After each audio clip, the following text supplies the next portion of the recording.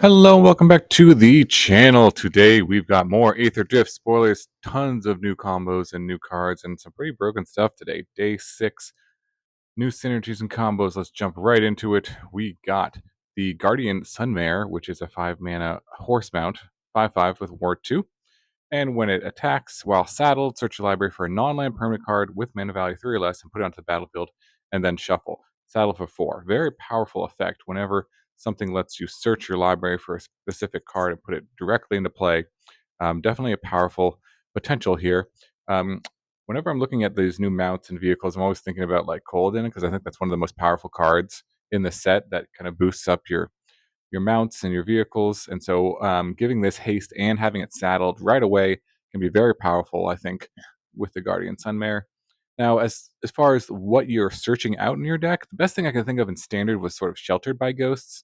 A very powerful card. If you say if you had Colgan here and then you played this on 5, it gets saddled right away. You attack right away. Search up a Sheltered by Ghosts, put it on there, give it another additional ward ability and another power and lifelink, and you exile something, and then you could do that potentially every turn if you can keep saddling it and attacking every turn, just removing your opponent's best permanent in play. So that's very powerful. I can think Sheltered by Ghosts could work pretty well with the Guardian Sunmare.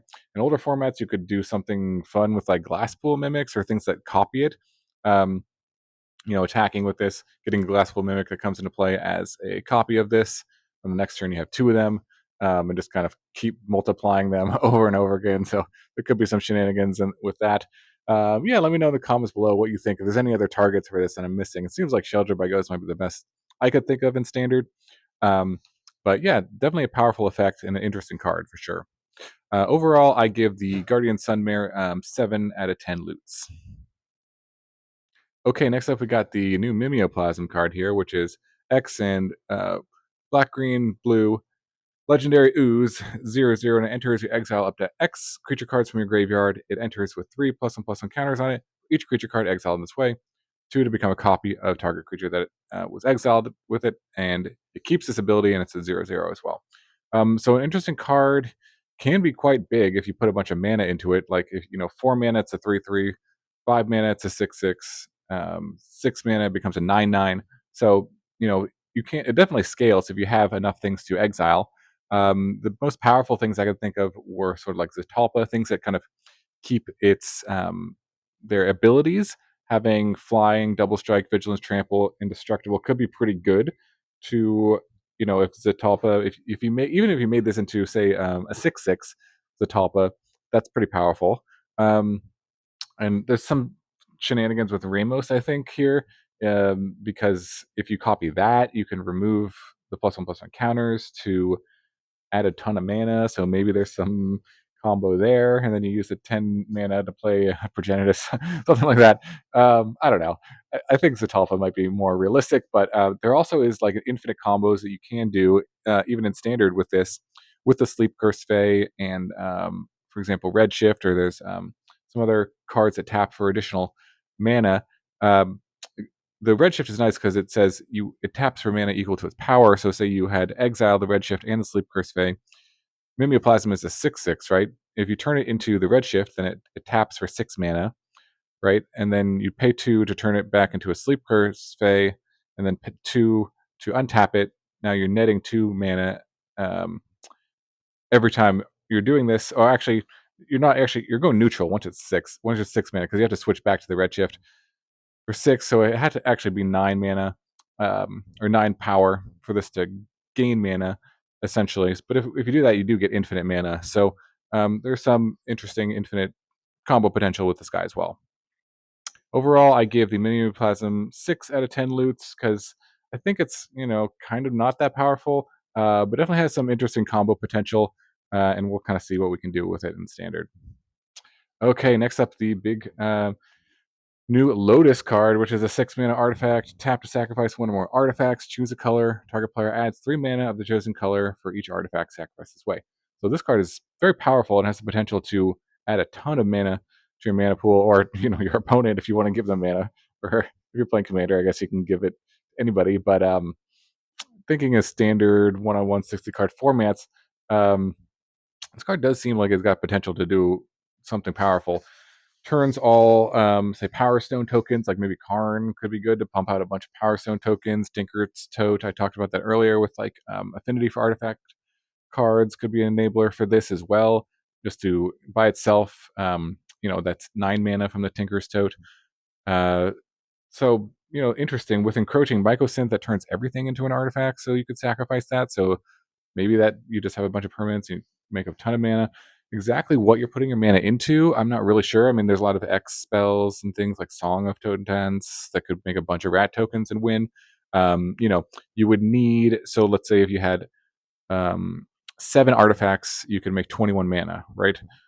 So that would be enough to make 20 rats. So, and it does count itself. So you'd have to have like 6. So if you had like Tinker's Tote, and then you played this on 6, that would be 21 mana right there. So definitely has the potential to make a lot of mana. I'm certainly going to be brewing around this when this comes out on Arena. So, look for that deck. But definitely an interesting card. Let me know in the comments what you think other good ways to use this are. But it seems like just making a bunch of tokens. There's an artifact land in Standard 2. And of course, when you go back to older formats, there's like 0 mana artifacts, things like that could be used with this.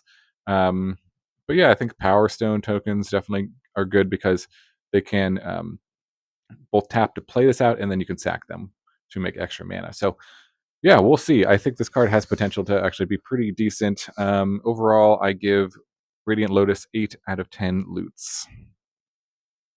Okay, next up we've got the Regal Imperiosa, which is a 3 mana 5/4 dinosaur. Other dinosaurs you control get +1/+1. So a powerful effect for sure, and a very big lord. Usually like the lords are like 2/2s for 3 and pumps everything.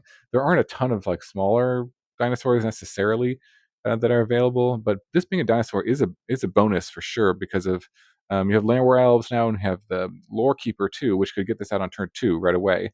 Um, Also have things like the Belligerent Yearling, and it works very well with the Hatcher as well because that's kind of creating extra dinosaur tokens. So you're kind of going wide, and they're all getting +1/+1. So there's some synergy there. So I could see this if there is a decent dinosaur deck. This definitely sort of being a key card in that deck, and just a decently powered overall powerful effect. I mean, if you have 2 of them, they do pump each other too. It's not legendary or anything like that. So that's nice to have multiples in play as well.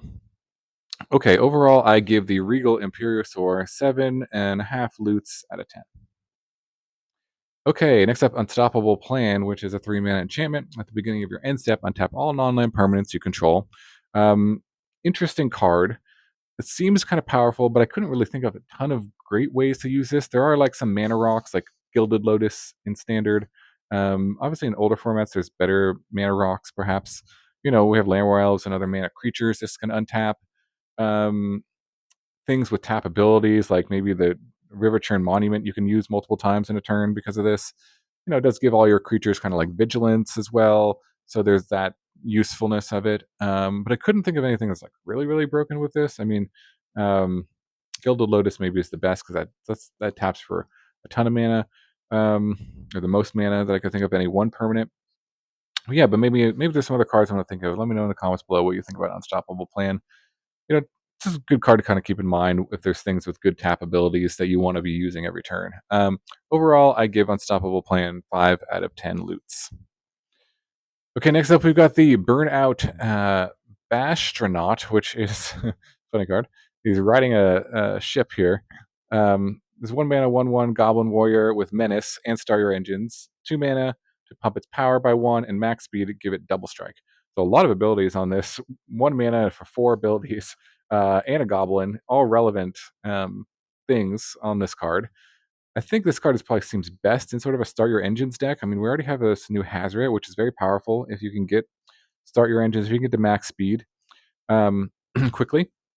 And this guy really helps you do that because he comes into play on 1, starts your engines, and then he has Menace, which is, I think, pretty important to sort of ping your opponent for 1 every turn with this guy. So I could see it definitely being a key card in the Start Your Engines decks if that becomes a thing. Uh, Having the ability to pump itself is good, and the double strike and the pumping together work quite well. And maybe it's just a card in a goblin deck too. Goblins don't have like the best one drops, so this could maybe beat out some of the other one drops in that deck. Again, just playing it on one, and goblins are usually a very aggressive strategy, so being able to get up to max speed could be useful there. There is some stuff in older formats, like if you play this on one and then you gut shot your opponent on that same turn, that does up your max speed right away. So you could, I don't know, do that, I guess, in modern or wherever that's legal. So there are some ways to make your max speed go even faster. So maybe that's good. But being a one drop with starter engines, I think is really where you want to be, as well as having evasion. So I think this card is fairly powerful. All these abilities kind of stack up, and I'm going to give it 8 out of 10 loots. All right, next up we've got this new Gantry, which is a 4 mana legendary Aetherborn Rogue. It's a 3/4, and it says whenever a player casts a spell they don't own, that player creates a treasure token. And whenever a creature you control deals combat damage to one of your opponents, you basically look at the top card, exile it, and then you can play it from any mana. So the two abilities synergize with each other. This card is interesting. I don't know if it's necessarily better than some of the other options you have in standards. That cards like Enduring Curiosity that draw cards when you deal damage to your opponent. But it does work really well with Laughing Jasper Flint because of its ability to exile cards from your opponent's deck already without even having to attack. So you can generate extra treasures that way. And it also is, they're both rogues, so they're both outlaws, and they count for Laughing Jasper Flint. So there could be some interesting synergy overall with these two cards, but I don't think this card is particularly good compared to the other options in standard. So I'm going to give it 6 loots out of 10. All right, next up, the Lumbering World Wagon is a 3 mana vehicle, and its power is equal to the number of lands you control. And when it enters or attacks, search your library for basic land and put it into play, tapped. And it's a star 4, crew for 4. This card's interesting. I think it's quite powerful because you can kind of ramp into this. It just can do quite a bit of ramping. For 3 mana for a card to be able to ramp multiple times and give you a threat, I think that's pretty good. Works really well with like Landware Elves. You can even curve like Landware Elves into this thing, and then you get another land, and then you have 5 lands on turn 3. You could play like Overlord, get another land, attack with this thing, crew it, attack with this thing, get another land, um, and just pump its power pretty high. So this thing can do a lot of ramping and attacking, and does a lot of good stuff. So I think this will see play. You can see it seeing play in a mono green deck or any deck that kind of has Landware Elves that wants to ramp potentially and has other creatures that could crew it.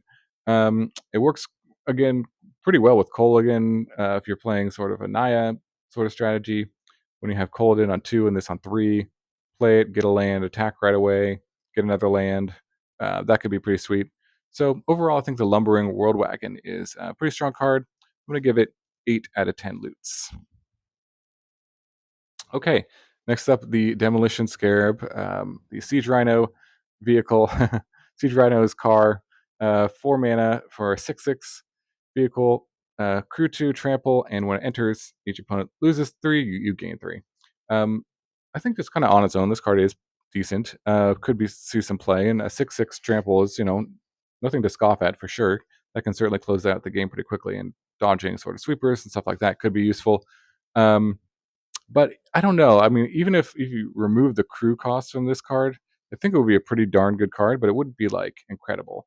Just because we have like Sheldred, which is really good. Other options that are kind of better overall than this card at the 4 drop slot, but it does work pretty well with blink effects, like Nahiri's Resolve. If you blink this every single turn, you keep getting that Lightning Helix effect over and over again. So maybe that's something to consider with this. Also, again, with Kolaghan, it's pretty good if you can come into play and attack for 6 right away.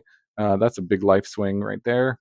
Obviously, these colors are not coloring together, but yeah, let me know if there's any other uses for this. That was the only kind of uses I think of blinking. It's a vehicle with Kolaghan. On its own, it could be fine as well. Overall, I give the Demolition Scarab 7 loots out of 10. Okay, last up we got some uncommons, which are pretty cool. This Coral Tyrant, which is a 2 mana 0/8 legend, and that's it. So we got the Fang Druid Summoner, which can search up these creatures with no abilities. And this card's pretty sweet in the context of a turtle deck, or the toughness matters decks. This is a lot of toughness for 2 mana. Can accelerate Pride of the Hullclade, or just attack for 8 with a Bedrock Tortoise out. So I'll probably be updating my turtle deck with this card in it for sure. Overall, it can just sit there and block stuff, like actually block stuff. Pretty hard to get through it. So, and it's an interesting card. Just because I don't think we've ever gotten something with this much toughness for 2 mana. So yeah, that's kind of my ideas with this. Overall, I'm giving the Coral Tyrant 6 out of 10 loots. Okay, and then also we have the Tyrox, which is a 2 mana 4/1 legend. It is a dinosaur as well. So I was talking about dinosaur synergies. There's a dinosaur lord we just got. So this card could potentially go in that sort of like lower casting cost dinosaur deck. Triumphant Chomp is kind of nice with this because it has 4 power. Dragonhawk kind of triggers off of it because it has 4 power. Being a 2 mana 4 power creature is kind of rare in Magic. Actually, there's not very many. Right? There was one in Foundations that came out. That one doesn't untap unless something dies or something like that. But being a dinosaur and being 4 power, I think both are relevant. Garrick's Uprising, there are things that kind of trigger off of creatures with high power or power 4 or greater. So maybe this card could see some play in those strategies as well. Interesting card. Overall, I give it 6 loots out of 10. Okay, and then we've got the last up, the I don't know how to pronounce this, the Hunger Tyrant. 3 mana for a legendary 7/2. This one, I think, maybe of all of them has the most potential. I don't know if any of them are really going to see constructed play, but of these sort of vanilla creatures, but they are cool and interesting to think about.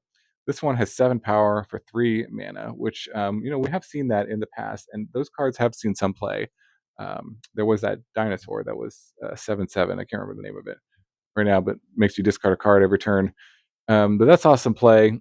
Having high power can matter in a lot of different decks, like the Gitrog, Ravenous Ride. You could crew this with it. Helps you accelerate out the Skullport Nexus or Galta, right? It's pretty nice with Rakdos joins up too because it's a legend. And if it dies, they take damage equal to its power, or you could just fling it with Voldaean Thrillseeker. So maybe there's a lot of different kind of potential uses for this card. Yeah, let me know in the comments below what you think about these interesting vanilla new creatures coming to standard. And I don't think we have the white one yet, so maybe that will be revealed tomorrow or the next day. So I think overall I give this 7 loots out of 10. I think it has a chance of all these vanilla creatures. This one maybe is the most chance to make an impact, but we'll see. Yeah, and that is it for today. So let me know in the comments below what you think about these new Aetherdrift cards. Any spoilers you're excited for, cards, combos, things I missed. Really appreciate you watching. I hope you have a wonderful day, and I will see you in the next video.